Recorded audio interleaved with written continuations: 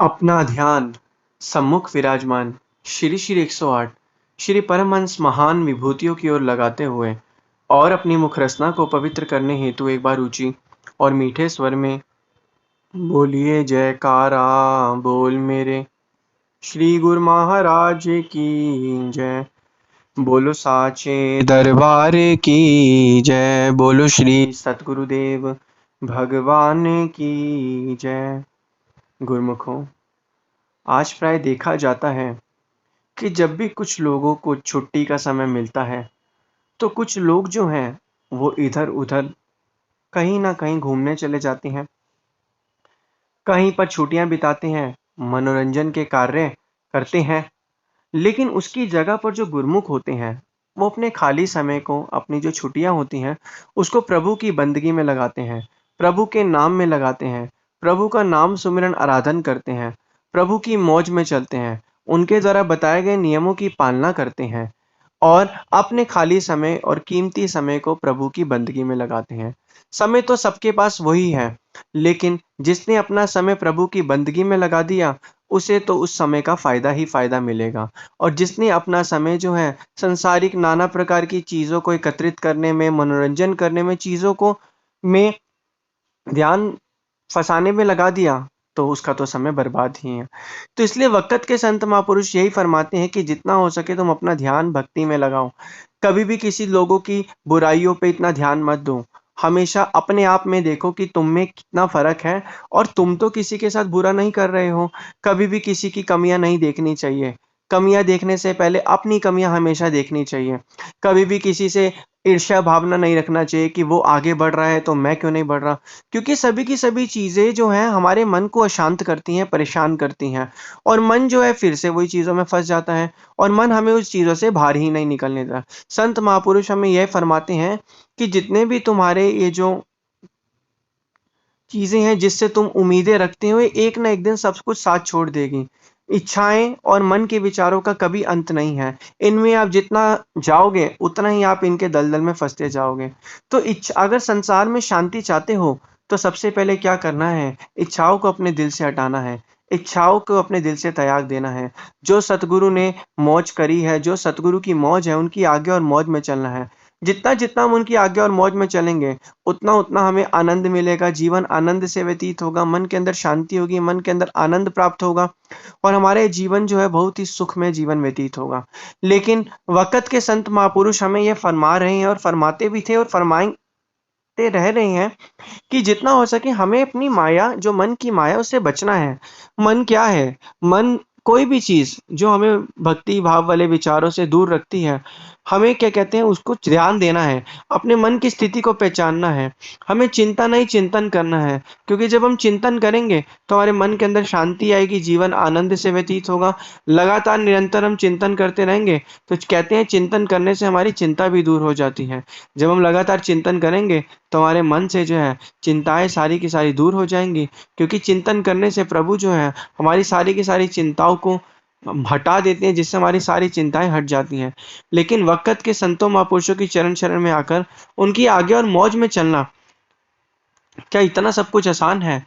ध्यान से देखा जाए कि उनकी आज्ञा और मौज में वही चलता है कि जिन पर उनकी कृपा होती है। आप एक संसारी इंसान चाहे कि मैं ऐसे करूं वैसे करूं, तो वो नहीं कर पाएगा। लेकिन जिन पर वक़्त के संतों महापुरुषों की कृपा होती है, वह जो है जो जो संस्कारी लोग होते हैं, उन्हें वक़्त के संतों महापुरुषों की चरण शरण प्राप्त होती हैं।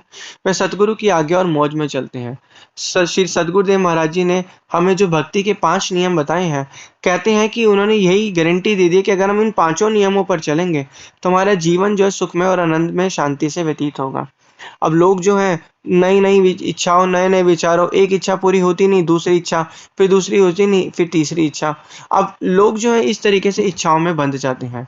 अब कहते हैं कि जो मनुष्य जो है मानुष जन्म को पाकर भी भगवान की बंदगी और भजन अभ्यास नहीं करता, उस वह जो है जानवर के समान है, क्योंकि जानवर भी ये सभी चीज़ें करते हैं। जानवर और मनुष्य में क्या फ़र्क है कि जानवर जो है प्रभु की भक्ति नहीं कर सकता, लेकिन जो इंसान है वो प्रभु परम पिता परमात्मा की भक्ति कर सकते हैं। तो इसलिए वक़्त के संतों महापुरुषों ने यही फरमाया कि जितना हो सके नाम सुमिरन आराधन करो, परम पिता परमात्मा की बंदगी करो।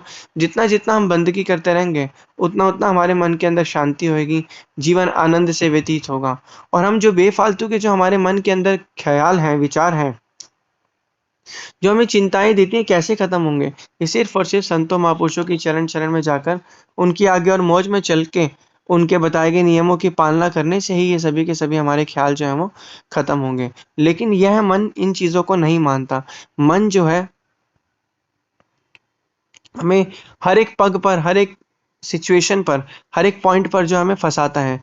लेकिन संतों महापुरुषों की चरण शरण ग्रहण करने के बाद हमारे अंदर विवेक पैदा होता है, जिससे हमें पता चलता है कि हमारे लिए सही क्या है और गलत क्या है।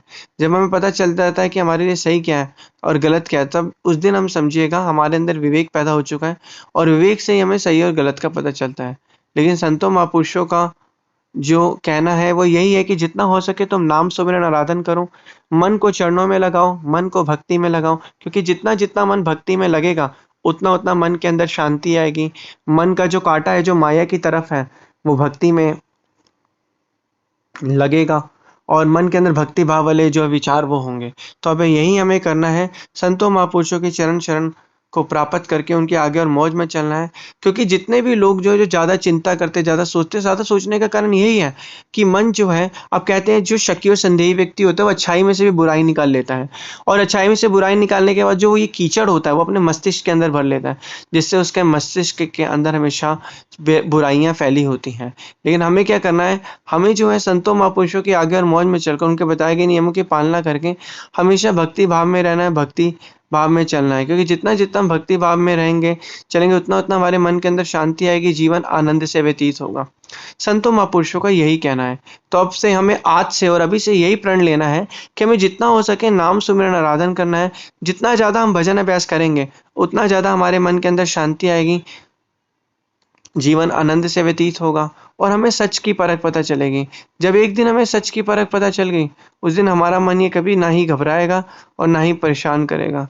तो अब हमें यह चीज़ देखना है कि किस तरीके से हम इस चीज़ को कर सकते हैं। तो संतों महापुरुषों की आज्ञा और मौज में चलकर उनके बताए गए नियमों की पालना करनी है। कभी भी किसी का बुरा नहीं सोचना है, कभी भी हमें किसी से कोई मतलब नहीं है। हमें अपना ध्यान करना है, हमें अपनी बंदगी करनी है, हमें अपना भजन अभ्यास करना है। यही चीज़ें हमारी अपनी हैं, क्योंकि यही चीज़ें जो हैं, साथ ना जाले बिन भजन विख्या चगरी सा।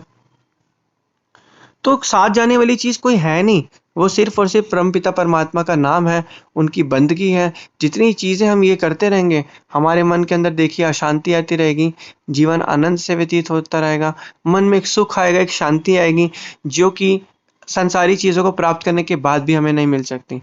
तो जितना-जितना हम ये करते रहेंगे, उतना हमें एक शाश्वत सुख, जो इस संसार में मनुष्य एक शाश्वत सुख ढूँढता है, वो उसे संतों महापुरुषों का नाम सुमिरन आराधन करके वो शाश्वत सुख उसे मिल सकता है। और हमें जो है परमपिता परमात्मा की बंदगी करनी है। जितना-जितना हम ध्यान करते रहेंगे, उतना-उतना हमारे मन के अंदर शांति आती रहेगी। बोलो जयकारा बोल मेरे श्री गुरु महाराज की जय। बोलो साचे दरबार की जय। बोलो श्री सतगुरुदेव भगवान की।